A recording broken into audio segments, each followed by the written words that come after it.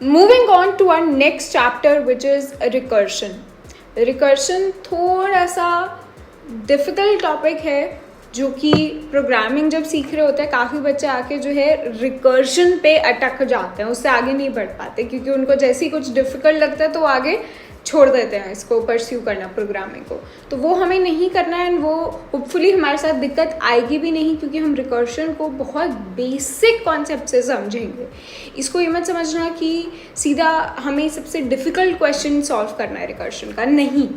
हम एकदम basic question solve करेंगे पहले रिकर्शन के. बेसिक जो फंडामेंटल है इसके पीछे वो क्लियर करेंगे ताकि हमारा बेस जो है वो स्ट्रॉन्ग बिल्ड हो पाए एंड उसके बाद हम कैसे भी क्वेश्चन सॉल्व कर पाएँ.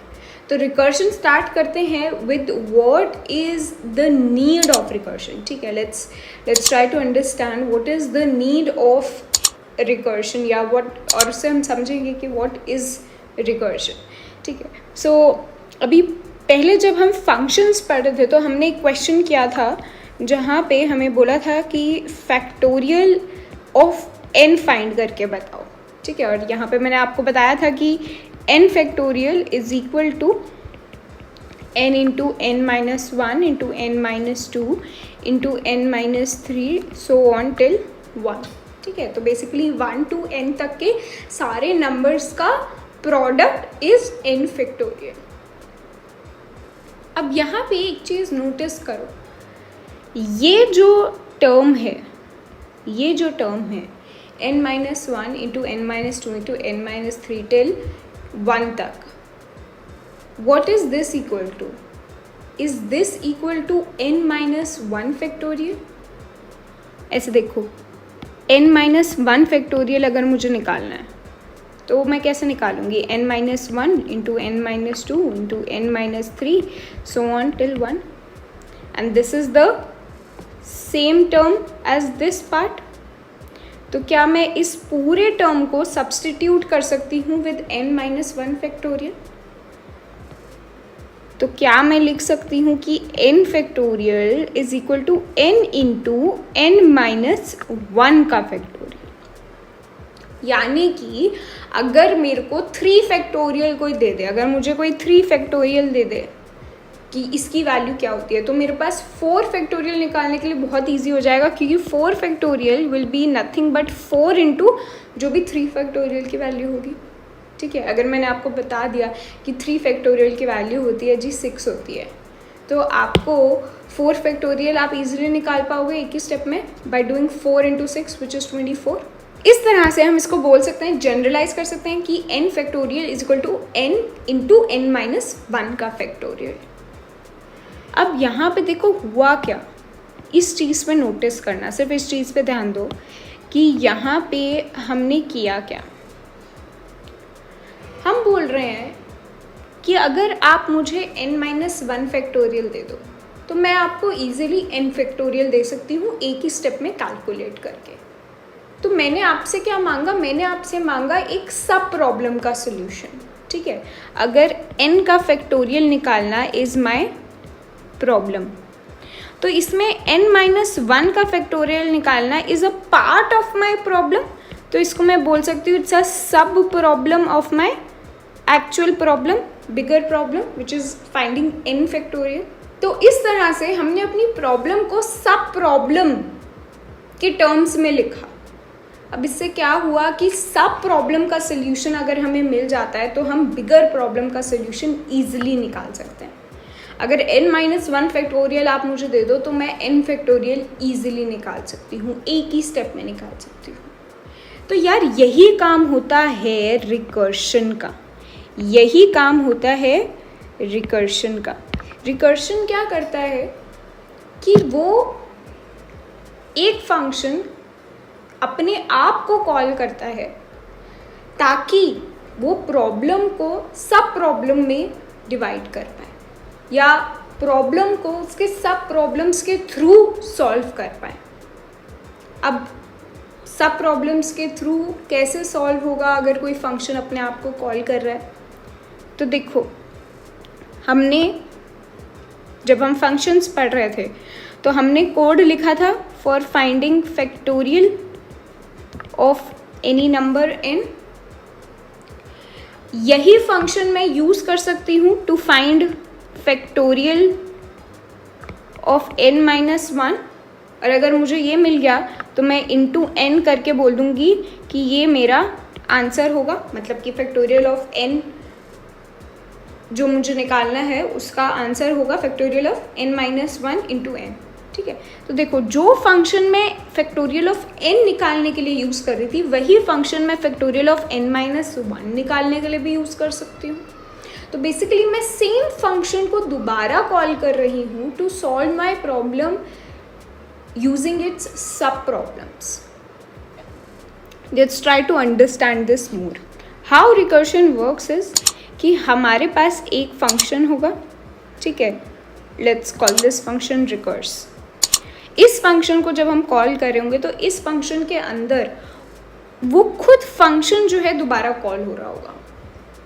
ठीक है, तो बेसिकली ये फंक्शन अपने आप को ही कॉल कर रहा है, इसको बोलते हैं रिकर्सिव फंक्शन। जो अपने आप को ही कॉल करता है that is called a recursive function.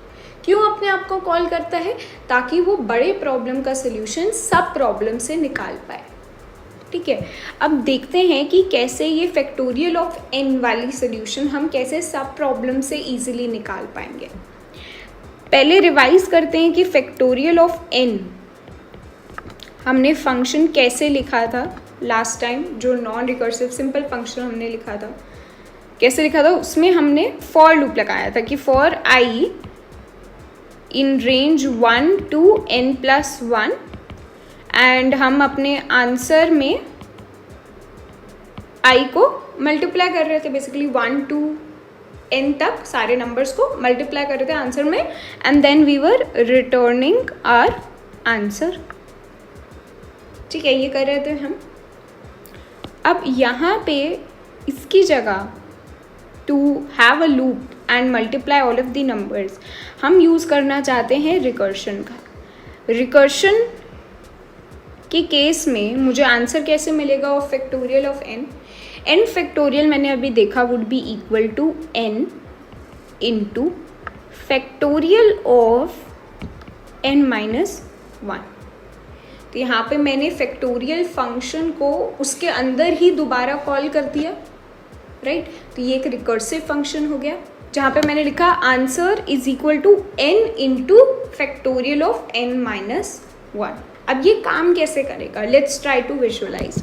For example मैं ये फैक्टोरियल फंक्शन कॉल कर रही हूँ for n is equal to 3। ठीक है, तो इनिशियली n जो है वो 3 के इक्वल है। Now when n is equal to 3, तो उस केस में let me write it down इधर। When n is equal to 3, तो answer will be 3 into factorial of 2, राइट। n-1 is 2। अब यहाँ पे फैक्टोरियल ऑफ 2 जब हमने कॉल किया, जब यहाँ पे फैक्टोरियल ऑफ 2 के लिए फंक्शन कॉल होगी, तो how would that look? Factorial of 2 में n की वैल्यू 2 मानी जाएगी। ठीक है, अब फैक्टोरियल ऑफ 2 के लिए ये फंक्शन कॉल हुआ तो यहाँ पे n की वैल्यू अब 2 हो गई। ठीक है, अब यहाँ पे दोबारा आंसर की वैल्यू क्या होगी? 2 into factorial of 1, because n-2 - 1 is 1। अब मैंने फैक्टोरियल फंक्शन कॉल किया फॉर वैल्यू 1, तो अब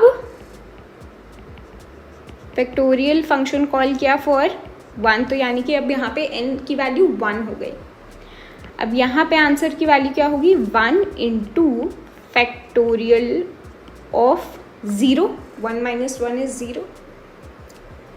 अब ये कहाँ तक चलता रहेगा? n-1 कब तक चलता रहेगा? हमें कुछ स्टॉपिंग कंडीशन तो लगानी पड़ेगी ना, वरना वो हमेशा, अब नेक्स्ट केस में वो फैक्टोरियल ऑफ 0 के लिए 0 इंटू फैक्टोरियल ऑफ -1 कॉल कर देगा, राइट। लेकिन हमें पता है फैक्टोरियल हम सिर्फ पॉजिटिव नंबर्स का निकालते हैं। फैक्टोरियल ऑफ 0 की वैल्यू क्या होती है?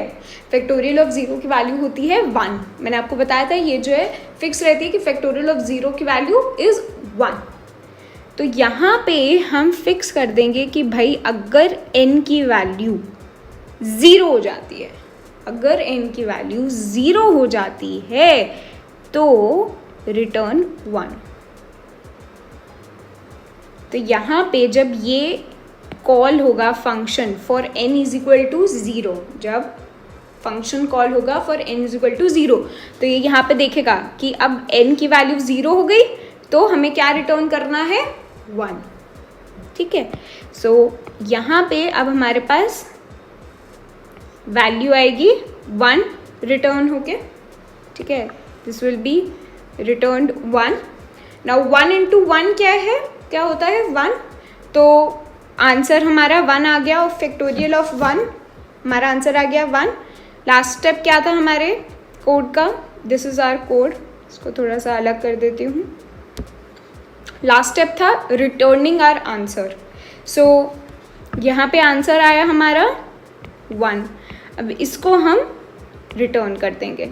ठीक है, और कैसे रिटर्न कर देंगे, कहाँ रिटर्न होगा, this will B returned here, क्योंकि हमने फैक्टोरियल ऑफ 1 मांगा था। यहाँ पे जब n की वैल्यू 2 थी तब हमने बोला था कि हमें फैक्टोरियल ऑफ 1 की वैल्यू चाहिए, तो फैक्टोरियल ऑफ 1 की वैल्यू जब हमने निकाल ली 1 तो वहाँ पे रिटर्न हो जाएगी। अब फैक्टोरियल ऑफ 1 की वैल्यू हमें आ गई 1, तो 2 इंटू 1 इज 2, तो हमारा आंसर आ गया अब 2। यहाँ पे फैक्टोरियल ऑफ 2 आ गया 2। अब फैक्टोरियल ऑफ 2 किसने रिक्वेस्ट किया था, फैक्टोरियल ऑफ 2 रिक्वेस्ट किया था जब n की वैल्यू 3 थी। ठीक है, तो ये यहाँ पे रिटर्न होगा। फैक्टोरियल ऑफ 2 मैंने निकाल लिया 2, फैक्टोरियल ऑफ 2 मैंने निकाल लिया 2। अब 3 इंटू 2 की वैल्यू क्या हुई, 6, तो आंसर की वैल्यू क्या हो गई 6, और मुझे निकालना यही था, फैक्टोरियल ऑफ 3 निकालना था, तो मेरा आंसर 6 जो है वो रिटर्न हो जाएगा। तो यहाँ पे इस तरह से फंक्शन, जो फैक्टोरियल फंक्शन है, वो अपने आप को कॉल कर रहा है और हर स्टेप पे वो अपनी प्रॉब्लम को छोटी बना रहा है कि n साइज की अगर प्रॉब्लम है तो उसको n-1 साइज की प्रॉब्लम बना दो, और हर बारी जो है वो चीज़ रिपीट हो रही है। कब तक रिपीट हो रही है, क्या एंडलेसली रिपीट हो रही है, नहीं, हमें एक स्टॉपिंग कंडीशन लगानी पड़ेगी यहाँ पे, जो कि हमने लगा दी कि अगर जैसे ही n की वैल्यू 0 हो तो रिटर्न कर दो 1। इसी को बोलते हैं बेटा रिकर्शन, और रिकर्शन का बेसिक फंडा यही है रिकर्शन का कि फंक्शन अपने आप को कॉल करेगा ताकि बड़ी प्रॉब्लम को वो छोटी प्रॉब्लम्स में डिवाइड करके सॉल्व कर पाए। ठीक है, क्योंकि छोटी प्रॉब्लम को सॉल्व करना इज़ हमेशा ईजियर देन बड़ी प्रॉब्लम को सॉल्व करना, चाहे वो प्रोग्रामिंग में हो या फिर वो चाहे लाइफ में हो, राइट। तो लाइफ में भी शायद हमें यही करना चाहिए कि अपनी प्रॉब्लम्स को छोटी छोटी में डिवाइड करना चाहिए और उनको पहले सॉल्व करना चाहिए, जिससे शायद हमारी बड़ी प्रॉब्लम भी सॉल्व हो जाए। तो वही जो लाइफ की फिलॉसफी है वही फॉलो होती है रिकर्शन में। थोड़ा सा और पढ़ते हैं रिकर्शन के बारे में। तो ये था हमारा फैक्टोरियल वाला कोड फंक्शन जो हमने देखा, रिकर्सिव फंक्शन। अब रिकर्सिव फंक्शन में हमेशा रिकर्सिव फंक्शन के 2 पार्ट्स होने चाहिए। ठीक है, एक पार्ट तो होता है रिकर्सिव केस। रिकर्सिव केस क्या होता है, दिस इज रिकर्सिव केस, जहाँ पे वो फंक्शन अपने आप को कॉल कर रहा है for a sub problem, that is called recursive case of a function, of a recursive function. Then there is a base case. जैसे मैंने आपको बताया कि रिकर्शन जो है वो एंडलेसली नहीं चलना चाहिए, there should be some stopping condition to the recursion की कितना छोटे प्रॉब्लम्स में उसको डिवाइड करना है। किसी भी मतलब प्रॉब्लम को आप छोटे प्रॉब्लम्स में डिवाइड तो करते रहोगे, लेकिन कब तक डिवाइड करते रहना है, कुछ स्टॉपिंग पॉइंट होना चाहिए। उस स्टॉपिंग पॉइंट को बोलते हैं बेस केस, उस स्टॉपिंग पॉइंट को बोलते हैं base case. And this is our base case n equal to 0, जहाँ पे हम बोल रहे हैं कि कभी ना कभी, क्योंकि हम n-1 कर रहे हैं एट एवरी स्टेप, राइट, हम हर स्टेप पे n-1 के लिए कॉल कर रहे हैं, तो एट सम पॉइंट n की वैल्यू विल बिकम 0, और जैसे ही वो वैल्यू 0 बने तो वहाँ से रिटर्न कर दो 1। तो वहाँ से रिटर्न कर दो 1। और देखो यहाँ पे मैंने एल्स नहीं लिखा है, क्यों नहीं लिखा है, लिख भी सकते हैं बट लिखने की ज़रूरत नहीं है, क्योंकि n की वैल्यू जैसे ही 0 होगा तो 1 रिटर्न हो जाएगा मेरे फंक्शन से। उसके बाद जो भी कोड लिखा है मेरे फंक्शन में that will not gate executed. Alright, so n equal to 0, return 1. This is my base case of this recursive function, जो कि बता रहा है इस recursive function को where to stop। ठीक है, नाउ मैंने आपको ये तो बताया कि यहाँ पे आई टोल्ड यू कि कैसे जो है कॉल्स होती है, रिकर्सिव कॉल्स फॉर n-1 यहाँ पे फैक्टोरियल वाले फंक्शन में कैसे होती है। लेकिन मेमोरी में how this works, let's try to understand that. Memory में recursion works with the help of a call stack. Stack क्या होता है? सपोज मेरे पास ये एक कंटेनर है, ठीक है, इसके अंदर मैंने सपोज एक बुक डाली, बुक 1, फिर मैंने एक और बुक डाली, बुक 2, फिर मैंने एक और बुक डाली, बुक 3। अब अगर मुझे इस स्टैक से निकालना है तो मैं क्या निकाल पाऊंगी? मैं सिर्फ सबसे पहले बुक 3 ही निकाल सकती हूँ। क्या मैं सीधा बुक 2 या बुक 1 निकाल सकती हूँ? नहीं, पहले बुक 3 निकलेगा, फिर बुक 2 निकलेगा, फिर बुक 1 निकलेगा। Right, so this is how stack works, कि जो वैल्यूज तुमने सबसे बाद में डाली है वो सबसे पहले बाहर आएगी, जो भी चीज़ तुमने उसके सबसे लास्ट में डाली उसके अंदर वो सबसे पहले बाहर आएगी। ठीक है, तो ये मेमोरी में कैसे काम करता है, let's understand that.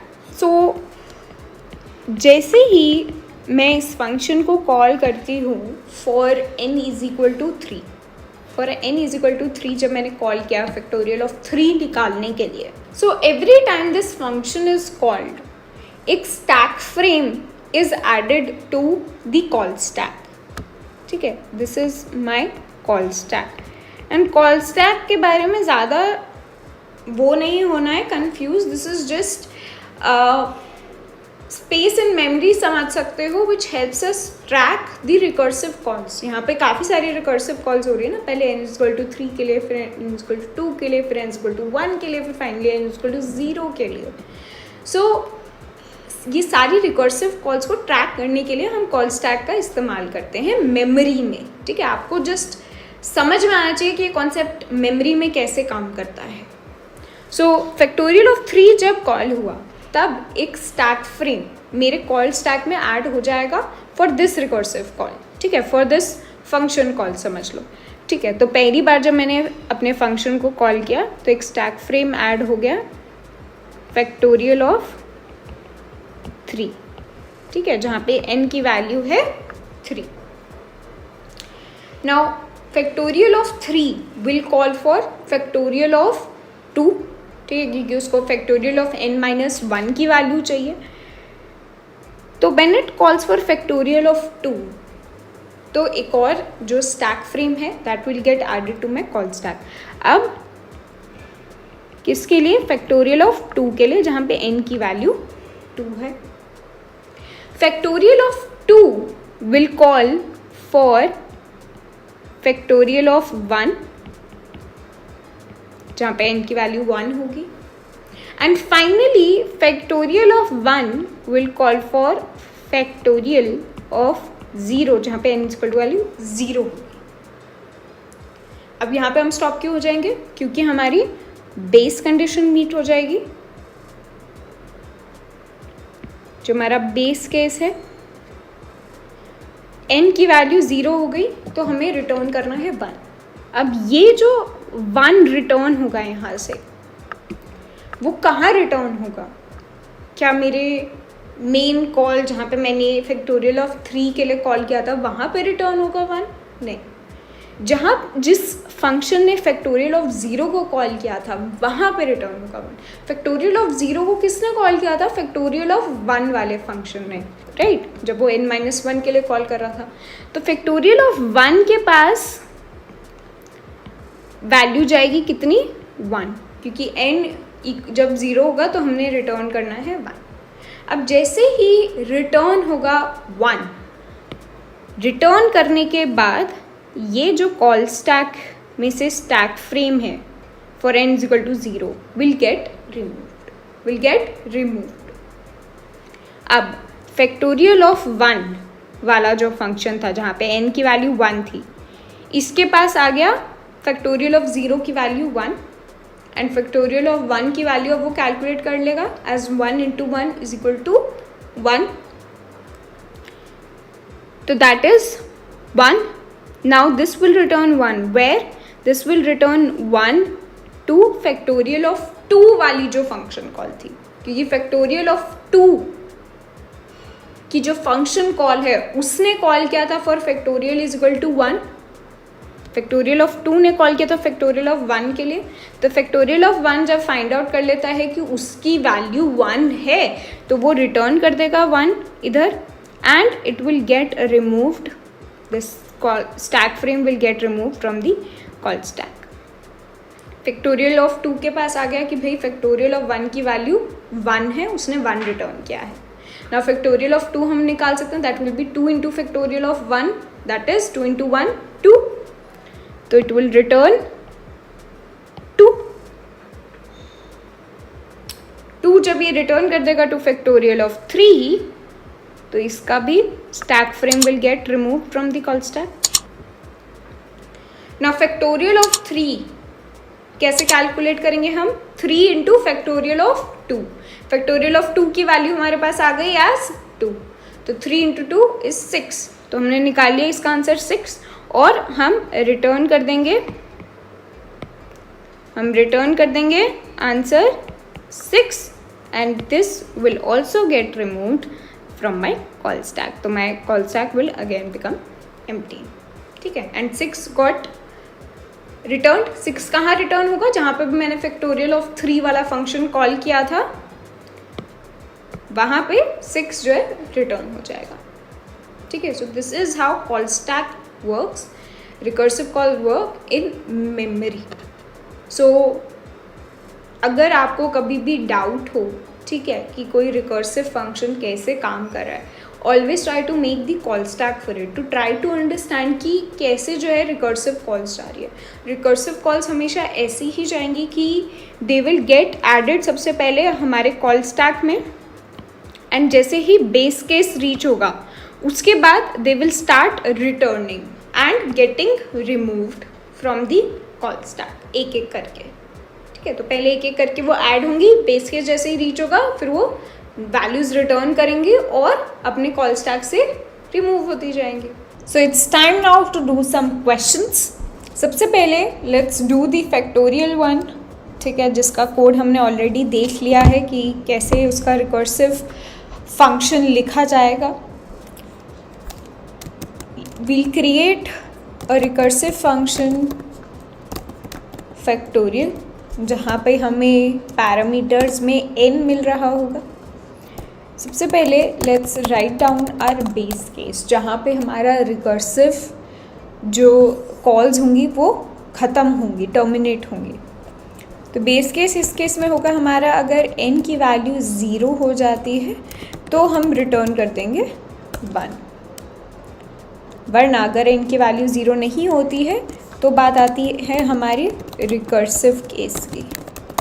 Recursive case में हम बोल रहे हैं कि फैक्टोरियल ऑफ n का जो आंसर होगा that will be equal to n into factorial of n minus 1 and this answer we will return. So now let's call this function for factorial of 3. So the answer here is 6, ठीक है। We can also take n as input, n is equal to int input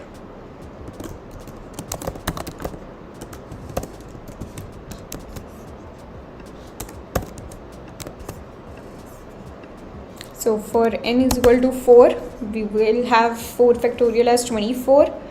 For n is equal to 5, we have answer as 120, ठीक है।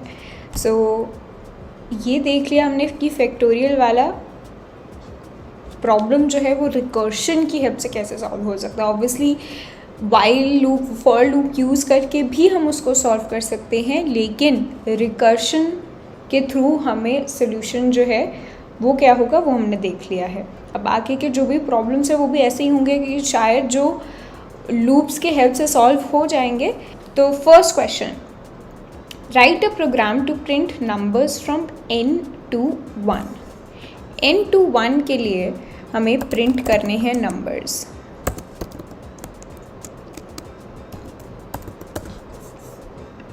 तो यहाँ पे हम recursion की help कैसे ले सकते हैं।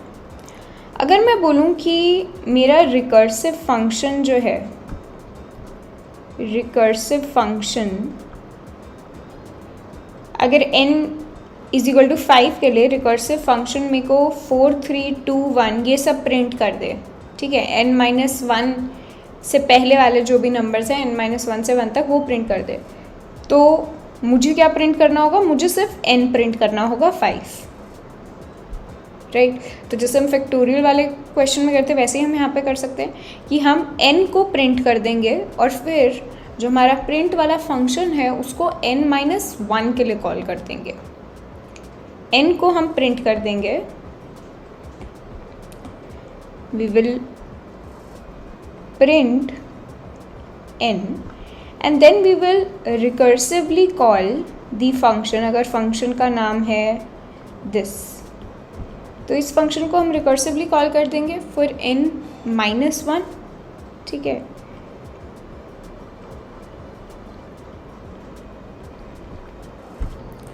और इस फंक्शन में ये तो हो गई हमारी base case, sorry recursive case. Base case क्या होगा, कहाँ पे हमें स्टॉप करना है, जैसे ही 1 आएगा तो हमें स्टॉप करना है। तो मैं बोल सकती हूँ कि अगर n की वैल्यू 1 हो जाती है तो आप रिटर्न कर दो, यानी कि कुछ नहीं करना, ठीक है। हम यहाँ पे कुछ भी रिटर्न नहीं कर रहे, मतलब don't do anything, just go back to the last recursive call. We should have this as n = 0, ठीक है, क्योंकि 0 के केस में हमें कुछ प्रिंट नहीं करना। 1 के केस में जब n की वैल्यू 1 होगी तब हमें 1 तो प्रिंट करना होगा ना, 0 जब आएगा तब वो नहीं प्रिंट करना होगा, ठीक है। तो कोड में देखें इसको, हम एक फंक्शन लिखेंगे डेफ प्रिंट n to 1, जहाँ पे हमारे पास पैरामीटर्स में आ रहा है n, ठीक है।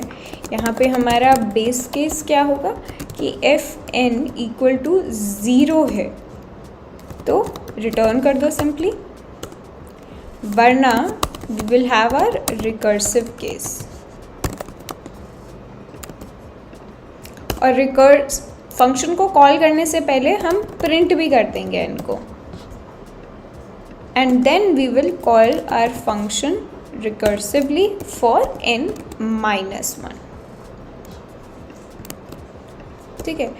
देखो अगर इसको फंक्शन को अब हम कॉल करें फॉर वैल्यू 5, n = 5, तो 5 4 3 2 1 प्रिंट हो रहा है यहाँ पे, है ना। इसको अगर मैं 7 के लिए करूँ तो 7 to 1 प्रिंट हो रहा है। अब यहाँ पे अगर मुझे n to 1 की जगह 1 to n प्रिंट करना होता कि पहले 1 प्रिंट हो, फिर 2 प्रिंट हो, फिर 3 प्रिंट हो and so on till n, तो उस केस में वो मैं काफ़ी इजीली इस कोड को चेंज कर सकती हूँ टू डू दैट। कैसे, बिफोर प्रिंटिंग यहाँ पे मैंने क्या किया, पहले मैंने प्रिंट किया है 5 प्रिंट करूँगी, फिर n-1 के लिए कॉल करूँगी, ठीक है, फिर 4 के लिए कॉल करूँगी जो कि 4 को प्रिंट करेगा, और फिर 3 के लिए कॉल करेगा, फिर वो 3 को प्रिंट करेगा, देन 3 के लिए कॉल 2 के लिए कॉल करेगा, देन वो 2 को प्रिंट करेगा एंड देन 1 के लिए कॉल करेगा एंड सो ऑन। यहाँ पे अगर हम इसको हटा के हम पहले रिकर्सिव कॉल करें और फिर प्रिंट करें, यानी कि पहले हम रिकर्सिवली कॉल करें फॉर 4, देन हम प्रिंट करें 5, तो क्या होगा देखो 1 2 3 4 5 6 7 सीधे ऑर्डर में प्रिंट हो गया 1 to n। देखो यहाँ पे डिफरेंस क्या है और यहाँ पे क्या हो रहा होगा एग्जैक्टली जब हम 1 to n प्रिंट कर रहे हैं। तो ये है हमारा कोड, ठीक है। अब देखो यहाँ पे जो हमारा कॉल स्टैक है वो कैसे बिल्ड हो रहा होगा। सबसे पहले हमने इस फंक्शन को कॉल किया फॉर n की वैल्यू 5 ले लेते हैं, ठीक है। 5 के लिए ये फंक्शन कॉल हुआ। जब ये फंक्शन कॉल हुआ, इसको मैं लिख रही हूँ एज fn फॉर 5, ठीक है, जहाँ पे n इज इक्वल टू 5 है। जब ये फंक्शन कॉल हुआ for n is equal to 5, तो this function will call for n is equal to 4 which is n-1, ठीक है। तो सबसे पहले हमारी कॉल आई इस फंक्शन की for n is equal to 5, ठीक है। यहाँ पे n जो है 5 है। इसने कॉल किया for n is equal to 4, ठीक है। अभी प्रिंट नहीं हुआ है क्योंकि पहले हमने रिकर्सिव कॉल कर रहे हैं। जब तक रिकर्सिव कॉल कंप्लीट नहीं हो जाती, हमारी एग्जीक्यूट नहीं हो जाती, तब तक हम प्रिंट नहीं करेंगे। तो पहले हम रिकर्सिव कॉल कर रहे हैं यहाँ पे। तो पहले n4 के लिए n इज इक्वल टू 4 के लिए कॉल होगा। n इज इक्वल टू 4 के लिए this will call for n is equal to 3, this will call for n is equal to 2, this will call for n is equal to 1 and this will call for n is equal to 0। अब देखो जब n is equal to 0 के लिए call हुआ, जब n की value 0 हो गई तो ये वाली हमारी बेस केस जो है ये वाली कंडीशन मीट हो जाएगी। n इज इक्वल टू 0 पे हमने बोला है रिटर्न, तो यहाँ से हम कर जाएंगे रिटर्न और this will get removed from our call stack.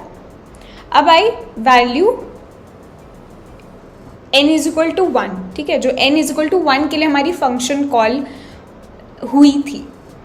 जब n इज इक्वल टू 1 के लिए फंक्शन कॉल हुई थी तो हमने क्या किया था, n इज इक्वल टू 0 के लिए यहाँ पे कॉल किया था, यहाँ पे हमें रिटर्न होके आ गया, ठीक है। जब हमने n इज इक्वल टू 0 के लिए कॉल किया तो वहाँ से रिटर्न होके आ गया।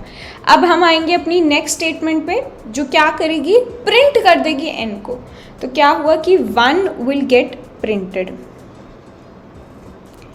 क्या होगा, 1 will get printed, this is the output, 1 will get printed.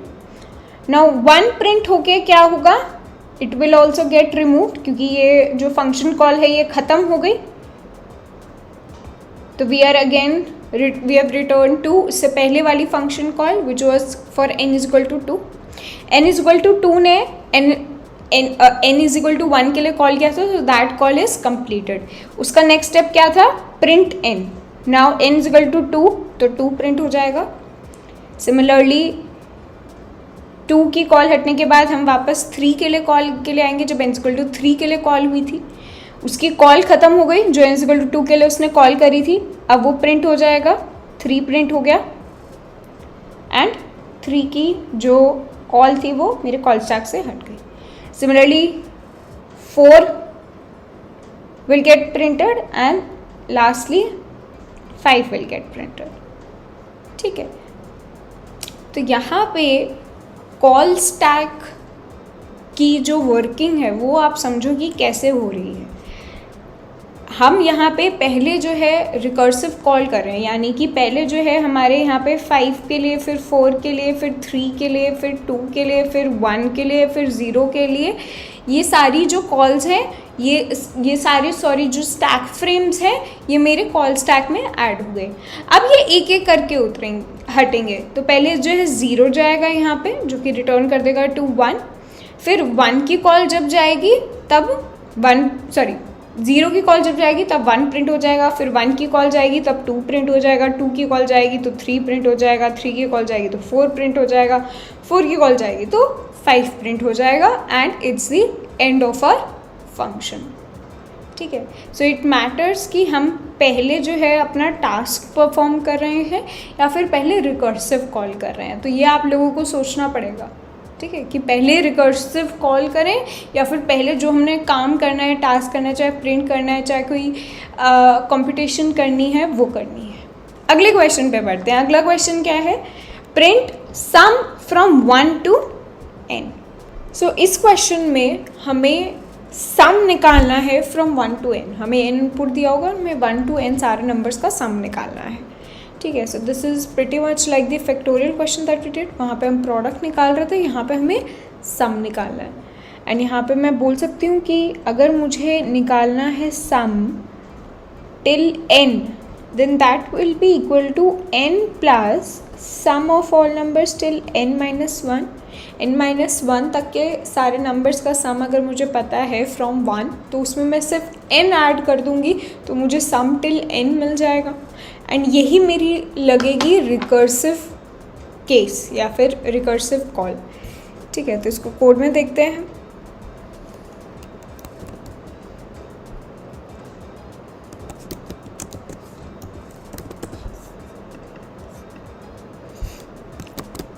Let's create a recursive function sum 1 to n, जहाँ पे हमारे पास n पैरामीटर आ रहा होगा। यहाँ पे हमारा बेस केस क्या होगा, बेस केस हमें 1 तक सम चाहिए, ठीक है। तो अगर n की वैल्यू 1 हो जाती है तो उस केस में मेरा सम विल बी 1 ओनली। तो यहाँ पे मैं डायरेक्टली रिटर्न कर सकती हूँ 1, ठीक है।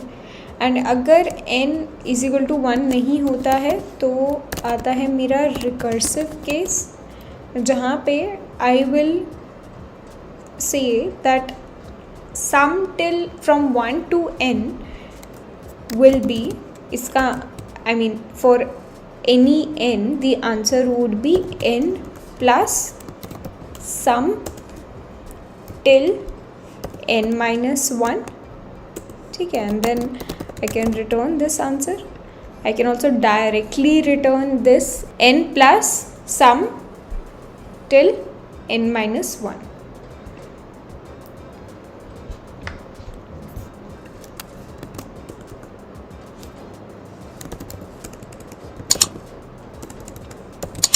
Let's take n as input.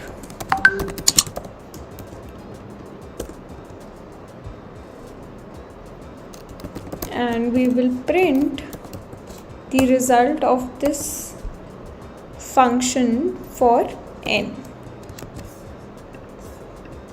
So for n is equal to 4, the answer is 10, 1 plus 2 plus 3 plus 4, ठीक है। and for 5 it will be 15, ठीक है। तो सही चल रहा है हमारा कोड। नेक्स्ट क्वेश्चन, फैक्टोरियल वाला क्वेश्चन हमने ऑलरेडी कर लिया है, हमने पहले ही देख लिया था कैसे होता है using recursion. Let's move to next question which is make a function which calculates a raise to power b using recursion. तो हमें a और b दो नंबर्स यहाँ पे दिए होंगे and we have to find a raise to power b, ठीक है। आई नो इसको करने का डायरेक्ट तरीका है यूजिंग एक्सपोनेंशिएशन ऑपरेटर, लेकिन हम यहाँ पे रिकर्शन का इस्तेमाल करने की कोशिश करेंगे। Now if I need to find a raise to power b, ठीक है, and let me write this as power of a comma b, ठीक है। Power of a comma b यानी कि a raise to power b, उसको जिसमें power of a comma b लिख रही हूँ। तो power of a comma b को क्या मैं लिख सकती हूँ, a into power of a comma b minus 1, ठीक है। क्योंकि हमें पता है कि a raise to power b is nothing but a into a b times, right. तो अगर मैं ये b माइनस 1 टाइम्स लिख दूँ, a को b माइनस 1 टाइम्स लिख दूँ, तो that is a raise to power b minus 1, ठीक है। और उसमें मैं a एक बारी अगर मल्टीप्लाई करूँगी तो मुझे a raise to power b मिल जाएगा। So power of a comma b यानी कि a raise to power b is equal to a into power of a comma b minus 1 and that could be my recursive call here, ठीक है। यहाँ पे जो हमारी रिकर्सिव कॉल होगी वहाँ पे हम b को b-1 के लिए कॉल कर देंगे हर बारी, और ये यहाँ पे बेस केस क्या होगा, ये तो हो गया हमारा रिकर्सिव केस। बेस केस क्या होगा, बेस केस हमें लगाना पड़ेगा b पे, क्योंकि b-1 कर रहे हैं हम हर बारी। तो बेस केस के लिए हमें पता है कि a raise to power zero क्या होता है, 1।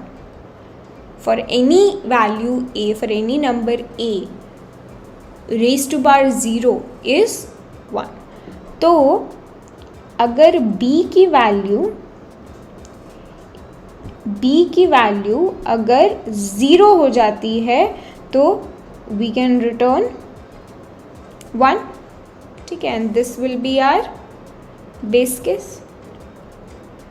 अगर b की वैल्यू 0 हो जाती है तो we can return 1 because a raise to power zero is 1। इसको कोड में देखते हैं।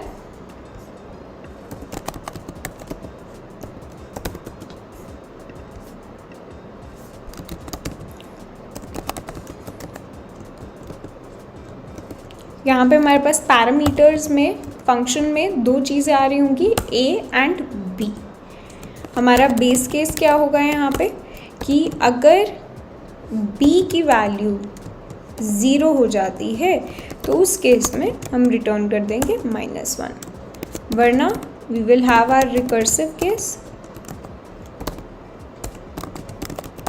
Where I am telling you कि a raise to power b is a into power of a comma b-1, यानी कि a raise to power b-1, and I can return this answer. तो अगर हमारी a की value, let's take a and b as input,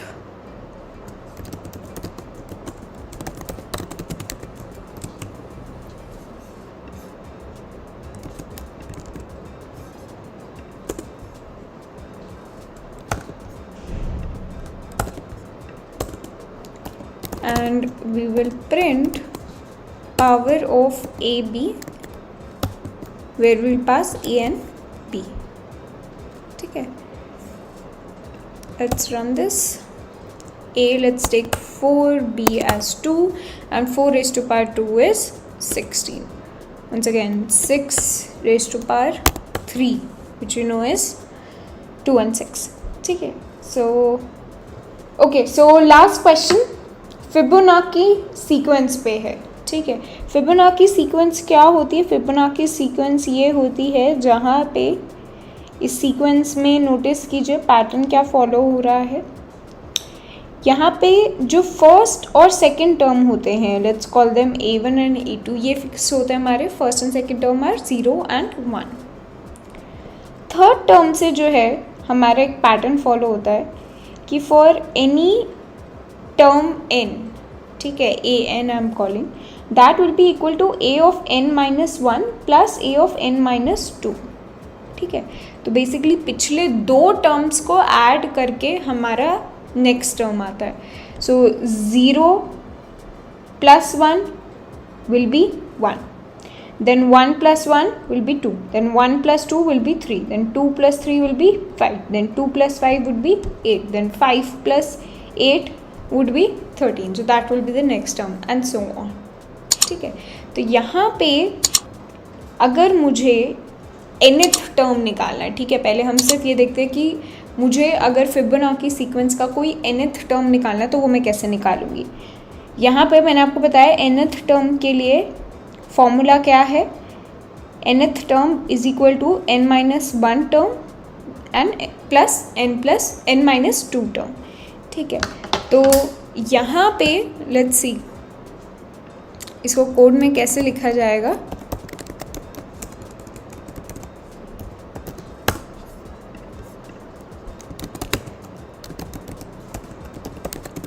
Fibonacci जहाँ पे हमें कुछ n दे रखा होगा और हमें nth टर्म बताना है फिबोनाची सीक्वेंस का, ठीक है।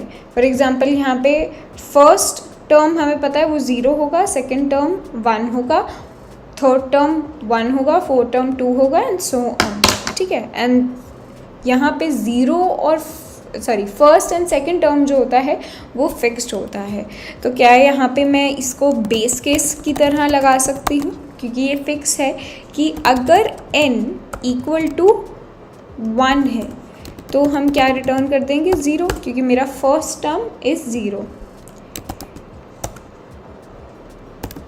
एल्स इफ n 2 है, मतलब कि सेकंड टर्म, तो वो भी मेरा फिक्स्ड है, दैट इज़ 1।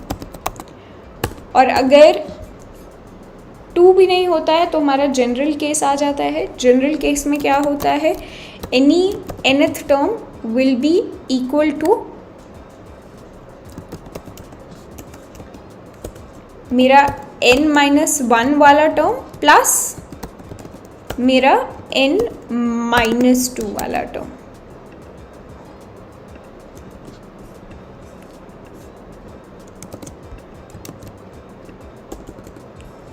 ठीक है, सो ये मेरा बेस केस है, this is my base case, this is my base case and this is my recursive case,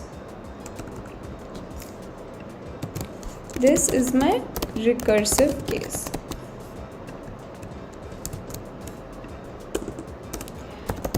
so अगर मैं n एज इनपुट लेती हूँ यूज़र से,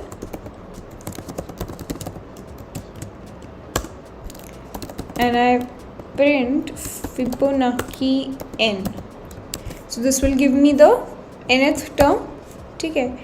third term which is 1, fourth term which is 2 and fifth term should be 3, ठीक है। तो सही आ रहा है हमारे पास यहाँ पे। अब अगर मुझे पूरा सीक्वेंस प्रिंट करना है, अगर मुझे 0, 1 से स्टार्टिंग n तक n टर्म्स को प्रिंट करना है, तो उसके लिए मैं इस फंक्शन को ही यूज़ कर सकती हूँ, इस रिकर्सिव फंक्शन को। What I can do is have a loop here, ठीक है, कि अगर मेरे को n टर्म्स प्रिंट करने हैं तो I can have a loop कि for i in range 1 till n+1 and I'll do nothing here but print Fibonacci of i, ठीक है। सो रनिंग दिस अगेन, मैं यहाँ पे n की वैल्यू दे रही हूँ 5, तो this has printed the first 5 terms of the Fibonacci sequence for me. अगर मैं देती हूँ 8, तो ये जो है फर्स्ट 8 टर्म्स जो है मेरे Fibonacci सीक्वेंस के that have been printed here, ठीक है। So this is another important question in recursion जब हम बात करते हैं, क्योंकि अगेन यहाँ पे हमने अपनी प्रॉब्लम को छोटे पार्ट्स में कन्वर्ट कर दिया। यहाँ पे हमने n साइज़ के प्रॉब्लम को n-1 और n-2 साइज़ के प्रॉब्लम में कन्वर्ट कर दिया और उसको यूज़ करके अपने n साइज़ की प्रॉब्लम को सॉल्व किया। तो ऐसे केसेस में जब भी हम अपने बड़े प्रॉब्लम को छोटे प्रॉब्लम्स में डिवाइड कर पा रहे होंगे, वहाँ पे हम यूज़ करेंगे रिकर्शन का। तो अभी के लिए रिकर्शन वाले टॉपिक को ख़त्म करते हैं, लेकिन इस पे क्वेश्चंस आपने खुद से ज़रूर प्रैक्टिस करने हैं, जो कि हम कोशिश करेंगे आपको असाइनमेंट में भी देने की, ताकि आपका रिकर्शन पे जितने आप बेसिक क्वेश्चंस सॉल्व करोगे, इजी क्वेश्चंस, उतना आपको ज़्यादा जो है आपको समझ में आएगा कि ये रिकर्शन कैसे काम करता है। You will be able to digest how this concept of recursion works, ठीक है, और उतना ईजिली फिर आप जो है डिफ़िकल्ट क्वेश्चंस भी सॉल्व कर पाओगे।